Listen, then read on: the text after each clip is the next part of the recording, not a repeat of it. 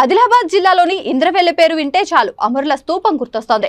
సరిగ్గా 43 ఏళ్ల క్రితం 1981వ సంవత్సరం ఏప్రిల్ 20న జల్ జంగిల్ జమీన్ అనే నినాదంతో అటవీ భూములపై హక్కులు కల్పించాలంటూ ఆదివాసులు ఇంద్రవెల్లిలో సభ నిర్వహించారు. ఈ సభకు వేలాది సంఖ్యలో ఆదివాసులు తరలివచ్చారు. సభకు అనుమతి లేదంటూ సభను రద్దు చేసుకోవాలని పోలీసులు హెచ్చరించారు. పోలీసుల హెచ్చరికలను లెక్క చేయని ఆదివాసులు సభను నిర్వహించి తీరుతామని తేల్చి చెప్పారు. పరిస్థితి ఉద్రిక్తతకు దారితీసింది. ఇంతో పోలీసులు ఆదివాసులు గిరిజనులపై విచక్షణ రహితంగా కాల్పులు జరిపారు.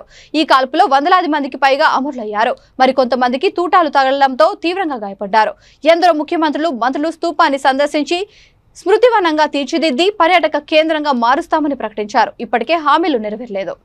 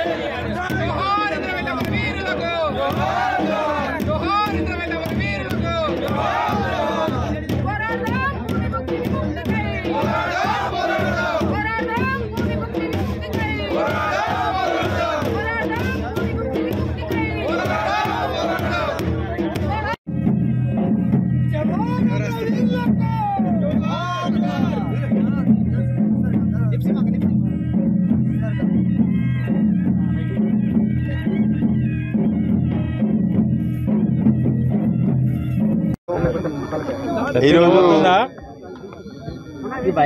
ఇంద్రవెల్లి అమరులకు నివాళులర్పించడానికి రావడం జరిగింది. నివాళులు అర్పించడము ఒక పక్కన బాధగా అయినా కూడా ఆనాటి పరిస్థితుల వలన ఆనాటి ప్రభుత్వాలు ఆదివాసుల మీద కాల్పులు జరిపి అనేక మందిని చంపడం జరిగింది. కాబట్టి ప్రతి నెల ఏప్రిల్ 20 తారీఖు రాగానే ప్రతి గూడెంలో కూడా ప్రతి ఒక్క ఆదివాసీ బాధపడే రోజు.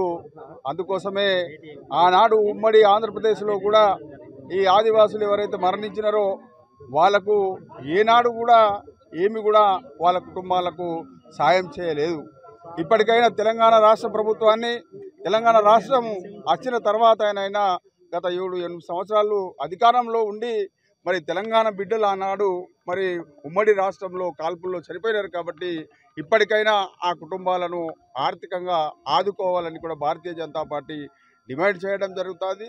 అదే రకంగా ఈ ఉద్యమం ఎందుకు జరిగింది అనేది చాలా మందికి ఏదైతే అనేక రకాలుగా వాళ్ళు భావిస్తున్నారు. కానీ ముఖ్యంగా జల్ జంగల్ జమీన్ కోసం ఆనాడు కొమరం భీము ఏ విధంగా అయితే పోరాటం చేసిండో